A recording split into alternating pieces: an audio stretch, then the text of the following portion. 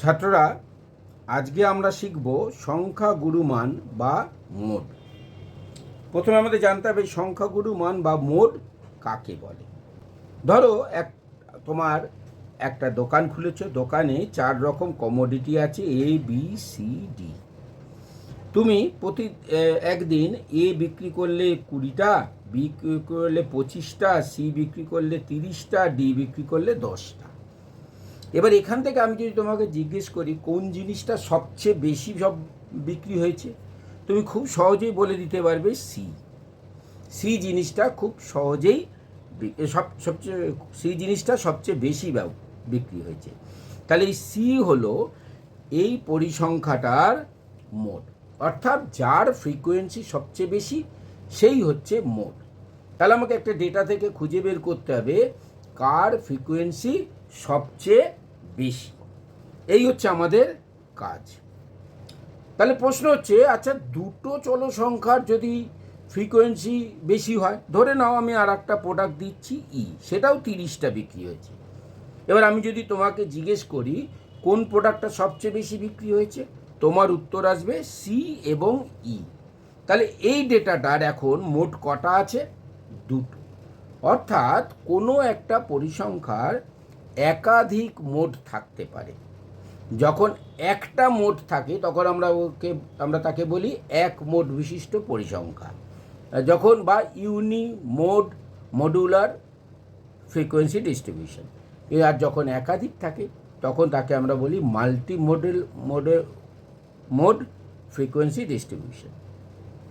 তাহলে আমার প্রশ্ন হচ্ছে, প্রথম প্রশ্ন হচ্ছে একটা ফ্রিকোয়েন্সি সবচেয়ে বেশি মোড কটা থাকতে পারে, এটা প্রশ্ন। সর্বাধিক কটা।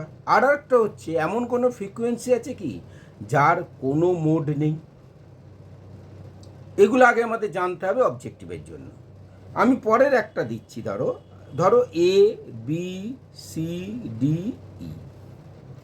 ধরে নাও এইটা 20টা বিক্রি হয়েছে, এইটা 20টা বিক্রি হয়েছে, এইটা 20টা বিক্রি হয়েছে, এটা 20টা বিক্রি হয়েছে, এটাও 20টা বিক্রি হয়েছে। এবার যদি তোমাকে আমি বলি কোন প্রোডাক্টটা সবচেয়ে বেশি বিক্রি হয়েছে, উত্তর কি হবে? কোন প্রোডাক্টটা? আমি তোমাকে প্রশ্ন করছি কোন প্রোডাক্টটা। তুমি দেখছো সবকটাই সমান হয়েছে, তাহলে এই ডেটাটার কোনো মোড নেই। এই ডেটার ক্ষেত্রে অর্থাৎ সবকটা ফ্রিকোয়েন্সি, সবকটা এরকম ডেটার ক্ষেত্রে সবকটা ফ্রিকোয়েন্সি যদি সেম হয়ে যায় তখন তার কোনো মোড থাকে না। এই যে বক্তব্যটা আমি বললাম যে সবকটা ফ্রিকোয়েন্সি সমান হয়ে গেলে কোনো মোড থাকে না, এই বক্তব্যটা কিন্তু এই ধরনের ডেটার ক্ষেত্রে প্রযোজ্য। এটা কিন্তু ক্লাসিফাইড ডেটা নয়, এত থেকে এত, এত থেকে এত এরকমভাবে ডেটা নয়। ওই রকম ডেটার ক্ষেত্রে কিন্তু ফ্রিকোয়েন্সি সমান হলেও মোড থাকতে পারে, সেটা আমি পরে আলোচনা করছি। আগে এই ডেটার ক্ষেত্রে এইগুলো হচ্ছে বলা হয় ডিসক্রিট ডেটা বা আনক্লাসিফাইড ডেটা। সেই ধরনের ডেটার ক্ষেত্রে আমরা এভাবে মোড নির্বাচন করি। পরের আর একটা ডেটা মনে করো A B C D E. ধরো এটা 20, এইটা 20, এইটা 20, এটা 20, এইটা হয়ে গেল 18টা। তাহলে আমি যদি বলি তোমার কোন জিনিসটা সবচেয়ে বেশি বিক্রি হয়েছে, তুমি বলবে ই বাদে বাকিগুলো। তাহলে এইটার কটা মোড আছে? 1, 2, 3, 4, 4 মোডস। তাহলে এই ধরনের একটা ডেটার আমি যদি প্রশ্ন করি সর্বাধিক কটা মোড থাকতে পারে, উত্তর হচ্ছে চলো সংখ্যা যতগুলো থাকবে, এখানে যেমন 5টা, তার থেকে একটা কম। চলো সংখ্যা যদি 10টা থাকে সর্বাধিক মোট কটা হতে পারবে? 9টা। আর সর্বনিম্ন 0টা। তাহলে একটা ডেটার সর্বোচ্চ সংখ্যক মোড আর সর্বনিম্ন সংখ্যক মোডের তফাৎ কত? Number of variables -1। খেয়াল করো 4টে আছে, নো মোড। 0টা থাকতে সর্বাধিক, এনখানা যদি ভেরিয়েবল থাকে সর্বাধিক কটা থাকবে? n-1 খানা মোড থাকবে, আর সর্বনিম্ন থাকবে 0। তাহলে এদের যোগফল বিয়োগফল যাই বলো n-1 হবে। এই ধরনের অবজেক্টিভ পরীক্ষায় তোমরা ফেস করতে পারো। তাহলে এই ধরনের যদি ডেটা থাকে, ডিসক্রিট ডেটা, তাহলে সেখান থেকে তোমরা খুব সহজেই মোডটা বলে দিতে পারো। মনে করো একটা স্কুলে পরীক্ষা হয়েছে, তাতে 1 পেয়েছে, 2 পেয়েছে, 10 নম্বরে পরীক্ষা হয়েছে, 5, 6, 7, 8, 9, 10। এবার তুমি যে এইটা পেয়েছে 4 জন, এইটা পেয়েছে 5 জন, এইটা পেয়েছে 7 জন, এইটা 2 জন, এইটা 12 জন, এইটা 16 জন, এইটা 10 জন, এইটা 16 জন, এইটা 5 জন, এইটা 6 জন। এবার আমি যদি তোমাকে প্রশ্ন করি এই ডেটাটার মোট কত, খুব সহজেই তোমরা বলতে পারবে যে এই ডেটাটার মোড হচ্ছে 16 হচ্ছে সর্বোচ্চ ফ্রিকোয়েন্সি, দুজনের আছে, তাহলে এর মোড হচ্ছে 6 and 8। তাহলে এর মোড হচ্ছে 6 and 8, 6 and 8 আর মোড বা সংখ্যাগুরু মান। এই ধরনের ডেটার ক্ষেত্রে মোড বের করা আমরা শিখলাম।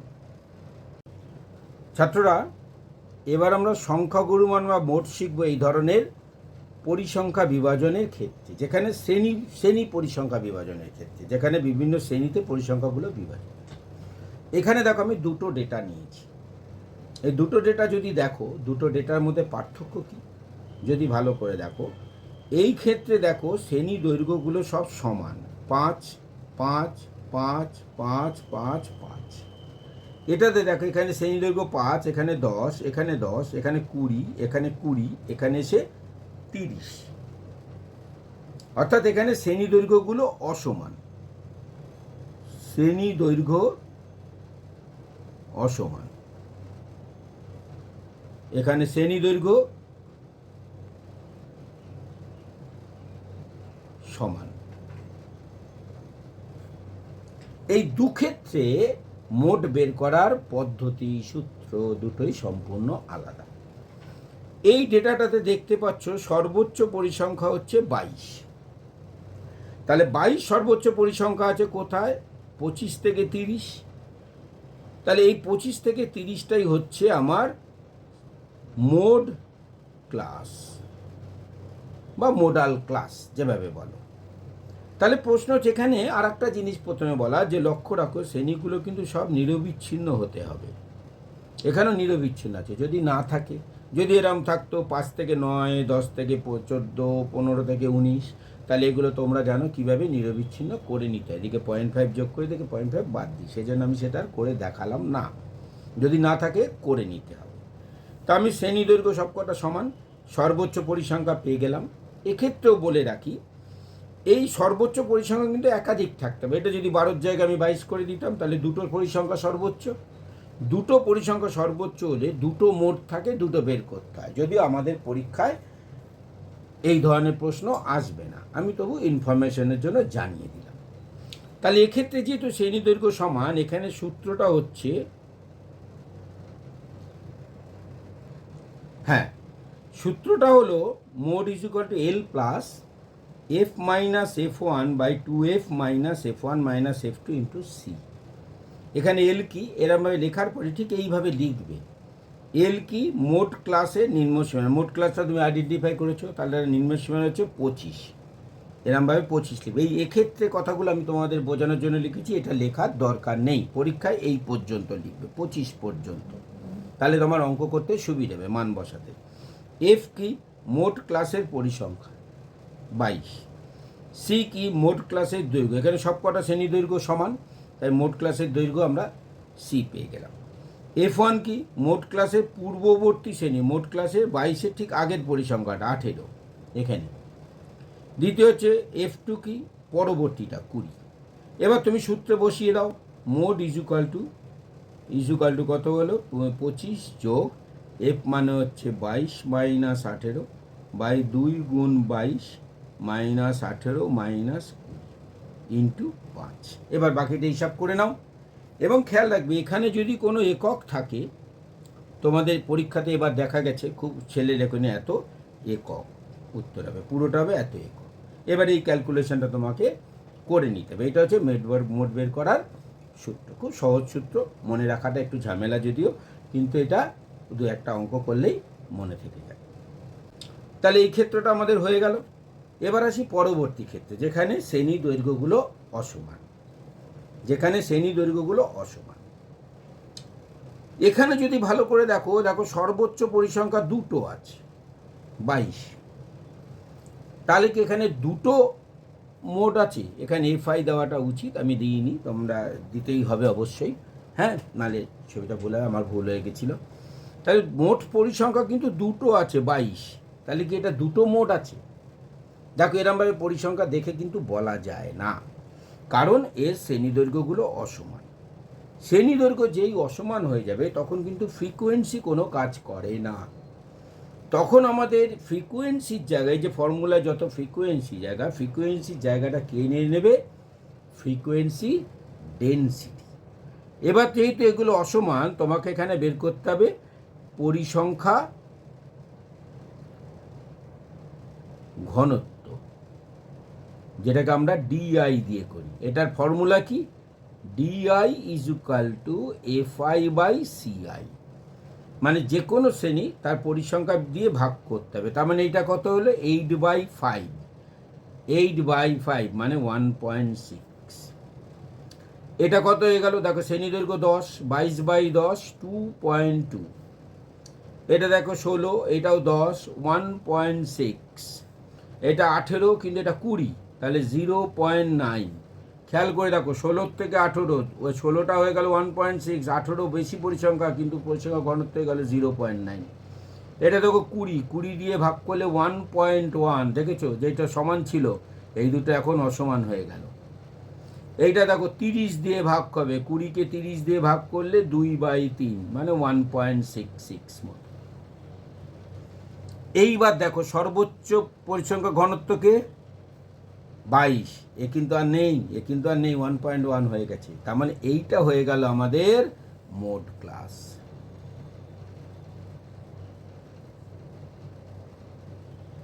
স্পেলিংটা ভুল হয়, MODAL, মোডাল ক্লাস। এইবার যত এই যে ফর্মুলা আছে, এফ গুলোর জায়গায় বসবে ডিআই গুলো। তাহলে এখান থেকে বুঝতেই পারছো এইটা ইজ ইকুয়াল টু কত হবে? মোট ক্লাসের নিম্ন সীমানা আমার এখানে কত হবে? 10। মোট ক্লাসের পরিসংখ্যা হবে না, পরিসংখ্যা ঘনত্ব হয়ে যাবে। এটা পরিসংখ্যা থাকবে না, পরিসংখ্যা ঘনত্ব হয়ে যাবে 2.2। শ্রেণী দৈর্ঘ্য, মোট ক্লাসের শ্রেণী দৈর্ঘ্য কত ছিল? 10।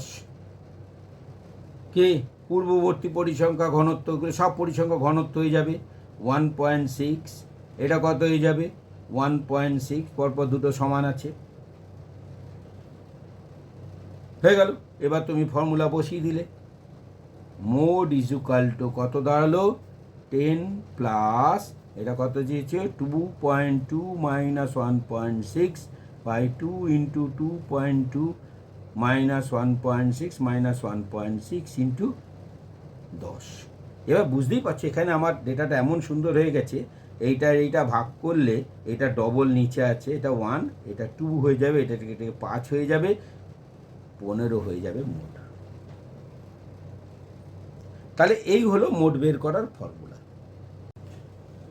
ছাত্ররা দেখো, আমি তোমাদের সামনে দুটো শ্রেণী পরিসংখ্যার এক্সাম্পল নিয়ে এসেছি। প্রথমটায় দেখো শ্রেণীগুলো খেয়াল করো, 0 থেকে 10, 10 থেকে 20, 20 থেকে 30, 30 থেকে 50, 50 থেকে 70, 70 থেকে 90, 90 থেকে 100। এখানে দেখো সব কটা পরিসংখ্যা সমান, সব পরিসংখ্যাগুলো সমান। তাহলে কি এর কোনো মোড আছে? উত্তর হচ্ছে হ্যাঁ আছে। কেন আছে? কারণ এর পরিসংখ্যাগুলো দৈর্ঘ্য, শ্রেণীগুলোর দৈর্ঘ্য অসমান। দেখো এর শ্রেণীর দৈর্ঘ্য কত? 10, এটা 10, এটা 10, এটা 20, এটা 20, এটা 20, এটা আবার 10। তাহলে শ্রেণী দৈর্ঘ্যগুলো যেহেতু এদের অসমান, শ্রেণী দৈর্ঘ্যগুলো অসমান হওয়ার ফলে এর শ্রেণী ঘনত্ব কিন্তু আলাদা হয়ে যাচ্ছে। দেখো এর শ্রেণী ঘনত্ব কত? পরিসংখ্যা বাই 10 2, পরিসংখ্যা বাই 2 10, এটা হলো 2, এটা এসে গেল বাই 20 1, এটা কত এসে গেল? 1, এইটা কত এসে গেল? 1, এটা এসে গেল কত? 2। এবার দেখো সেই পরিসংখ্যা ঘনত্ব কটা, সর্বাধিক পরিসংখ্যা ঘনত্ব বিশিষ্ট কটা আছে? 4টে। তাহলে এর কটা মোড আছে? 4খানা। তাহলে এটা কটা মোড আছে? 4 মোডস। কটা মোড আছে? 4টে। আচ্ছা, এই প্রসঙ্গে একটা কথা বলি, যে খেয়াল করে দেখো এই প্রথম শ্রেণীটার এর সাপেক্ষে একটা মোড আছে। তাহলে এইটাকে যদি আমি মোডের ফর্মুলায় বসাতে বসাতে চাই, ওই যে এফ মাইনাস F1 মানে এর আগের পরিসংখ্যা কিছু আছে? নেই তো, এটাই তো প্রথম পরিসংখ্যা। আবার এইটাকে যদি মোট বের করতে চাই, তুমি দেখো F2 মানে যেটা এর পরবর্তী পরিসংখ্যা, সেটা নেই। এসব ক্ষেত্রে কী করতে হয়? আগের পরিসংখ্যাটাকে 0 ধরে নিতে হয়, এসব ক্ষেত্রে পরের পরিসংখ্যাটাকে 0 ধরে নিতে হয়। তাহলে এক্ষেত্রে পরবর্তী পরিসংখ্যাটাকে অর্থাৎ F2 0, এক্ষেত্রে কী হবে? F2 = 0, এক্ষেত্রে কী হবে? F1 = 0 ধরে তোমাকে ফর্মুলাটা বসাতে হবে।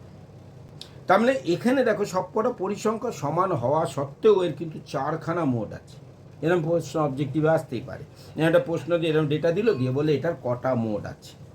শুধু পরিসংখ্যা দেখলে কিন্তু হবে না। এই ক্ষেত্রে খেয়াল করে দেখো, এখানে পরিসংখ্যাগুলো সব আলাদা, পরিসংখ্যা অনেকগুলো আলাদা। সর্বোচ্চ পরিসংখ্যা 2টো আছে, 30। তাহলে কি কটা মোড আছে? 2টো না। সেটা দেখতে গেলে দেখতে হবে এগুলোর দিকে নজর করতে হবে। এগুলো দেখো সব আলাদা। এটা কত? 5, এটা কত? 5, এটা কত? 10, এটা শ্রেণীদৈর্ঘ্য কত? 30, এটা শ্রেণীদৈর্ঘ্য কত? 30, এর শ্রেণীদৈর্ঘ্য কত? 20। এবার যে তুমি ডিআই বের করবে F1/this, দেখো এটারও 1, এটারও 1, এটারও 1, এটারও 1, এটারও 1, এটারও 1, সব কটা শ্রেণী ঘনত্ব সমান। তার মানে এখানে নো মোড। তাহলে এই শ্রেণীটার কোনো মোড নেই। তাহলে মোড থাকতে গেলে কি করতে হবে? আসলে নিয়ম অনুযায়ী যদি বলো, মোড থাকতে গেলে শ্রেণী ঘনত্ব বের করতে হয়। মোড বের করার মূল নিয়ম কিন্তু শ্রেণী ঘনত্ব দিয়ে। এবার যেহেতু সবকটা শ্রেণী দৈর্ঘ্য সমান হয়ে গেলে শ্রেণী ঘনত্বগুলো কী হয়েছে? এই যে Fi/Ci সবকটা Ci সমান হয়ে যাচ্ছে। ফলে এই যে আমরা সূত্রটা লিখছি L plus F minus F1/2F minus F1 minus F2 into C, আর লিখছি L plus D minus D1/2D minus D1 minus D2। তুমি খেয়াল করে দেখো এই যে ডিটা কী হচ্ছে? F/, একটা C হচ্ছে, এর তলায় একটা F/, তুমি যেটা যদি সবকটা C সমান হয় শ্রেণী দৈর্ঘ্য, তুমি C দিয়ে ভাগ করলেই কিন্তু এই ফর্মুলাটা এই ফর্মুলা আকার হয়ে যাবে। এই শ্রেণী দৈর্ঘ্য দিয়ে ভাগ করে দিলে তখনই কিন্তু এই ফর্মুলাটা এই আকারে চলে আসবে। তাই সবকটা C যদি সমান হয়, কিন্তু এক্ষেত্রে সবকটা C তো সমান নয়। এটা ভাগ হয়েছে 1 দিয়ে, এটা ভাগ হয়েছে আর এক রকম দিয়ে, এটা আর এক রকম দিয়ে, ফলে কমন ডিনোমিনেটর না থাকার জন্য ফর্মুলাটা আলাদা হয়ে যায়। ওই জন্য আসল ফর্মুলা কিন্তু এইটা শ্রেণী ডেনসিটি। কিন্তু যখন নাকি শ্রেণী দৈর্ঘ্যগুলো সমান হয় তখন আমরা Fi দিয়ে করতে পারি, এই জায়গায় আনি না, কারণ এটা অনেক সময় ফ্র্যাকশান হয়ে যায়। যেমন এর আগের উদাহরণেই তোমরা দেখেছো, আর ফ্র্যাকশান হয়ে গেলে হিসাব করতে অসুবিধা হয়। তাহলে এই হলো মোড নিয়ে আলোচনা, এই হচ্ছে ভিডিও। এটা ভালো করে দেখবে, দেখে তোমরা অঙ্ক করবে, আশা করি কোনো অঙ্ক আটকাবে না।